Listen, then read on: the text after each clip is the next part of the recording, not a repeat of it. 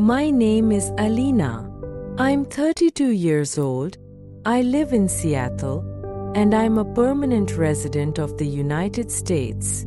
From the outside, my life looks perfect. Stable job, beautiful home, a husband who adores me. But inside, my heart feels like a locked box, sealed away from a truth I've been scared to admit for too long. I don't love my husband. It's not that he's cruel. He's kind. He cooks on weekends, brings me coffee in bed, sends me good morning texts even when we sleep beside each other. He holds my hand in public and says, "I love you," like a sacred prayer. But when I look at him, I feel nothing. We met 6 years ago at a mutual friend's Thanksgiving dinner. He was wearing a cranberry red sweater and talking passionately about documentaries. He made me laugh. He made everyone laugh. And I, fresh out of a breakup and desperate for stability, mistook comfort for connection. Within a year, we were married. Back then, I thought love would grow.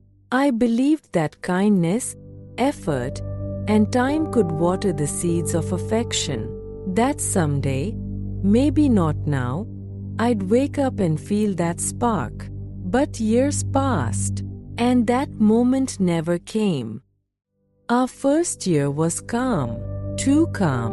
No passionate arguments, no soul-bearing conversations at 2 a.m. We were functional. We watched Netflix shows together and went to IKEA on weekends. He liked mushroom pizza. I didn't. We compromised. He wanted kids. I hesitated. We waited. Looking back now, I realize I mistook the absence of chaos for happiness. I told myself, this is what grown-up love looks like. But in the quiet moments, when he'd fall asleep beside me, and I'd lie awake staring at the ceiling, I started to wonder why I felt so alone, even when I wasn't. It started with small things, like how he never noticed when I got a haircut, or how he didn't ask questions about my dreams anymore. I once spent 3 months working on a short story to submit to a magazine. When it got published, he barely looked up from his phone. "That's great, babe," he said, and went back to scrolling.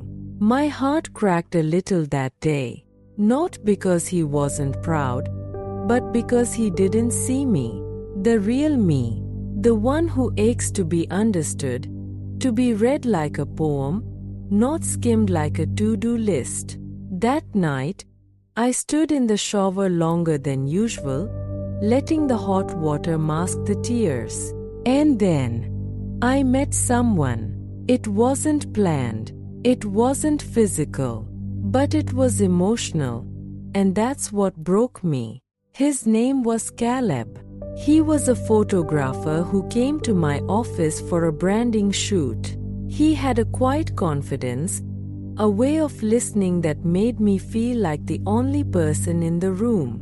We talked about books, travel, the little things that make life feel big. And for the first time in years, I felt seen. He smiled at me like I was sunlight. I didn't cheat, not in the way people define it, but in my heart, I knew I had betrayed something sacred, not because I fell for someone else, but because it made me realize just how much I was missing at home. After Caleb left, I cried for days, not because I missed him, but because I realized the depth of my unhappiness. My husband noticed something was off. He asked if I was okay. I lied. I said I was just tired. Work stress, weather blues, hormones. He believed me, kissed my forehead, and told me to rest. The guilt ate me alive. I wanted to scream, I don't love you. But I couldn't. Because how do you hurt someone who's only ever loved you? How do you shatter someone who built their world around you? I started therapy alone. I didn't tell my husband. I told myself I was just figuring things out. But week after week, I unpacked the truth I had buried for years. I married him because I wanted to feel safe, not because I was in love. One rainy evening, I walked around the city, soaked and shivering, until I found myself outside a bookstore. I went in, picked up a poetry collection, and opened to a random page. The line read, "Better to be alone in truth than held in a lie." That was the moment I knew I couldn't keep pretending. 3 months later, I sat him down on the couch. My hands were trembling. He was sipping tea, wearing that same cranberry sweater from the night we met. "I need to tell you something," I said. He looked concerned. "What's wrong?" And then, with a voice so fragile I could barely recognize it as mine, I said, "I don't think I've ever truly loved you." His face froze. Then confusion. Then devastation. I'll never forget the silence that followed. It was the loudest sound I'd ever heard. He didn't yell. He didn't beg. He just sat there, stunned, then whispered, "Why didn't you tell me sooner?" I broke. I cried like a child, apologizing over and over, hating myself more with every second. But deep down, I knew this was the most honest thing I'd ever done in our marriage. We decided to separate. It wasn't dramatic. It was quiet, like two people finally admitting they were never meant to be. He moved out 2 weeks later.